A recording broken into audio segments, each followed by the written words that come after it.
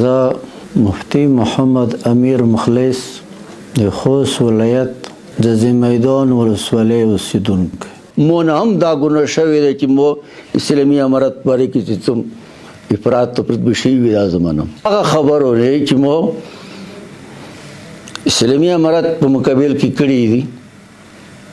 او مو بالکل استغفار یې دی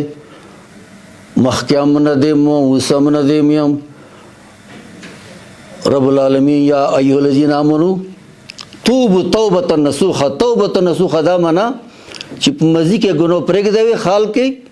او په مزي کې ندم شي او په خال کې پرېږدوي مستقبل کې دایره دا وکړي دا ګناه به نه کوم مسخوتار مده چې کله سه ډېر ټول غلطۍ شوي دي د اسلامي امارت په مقابل کې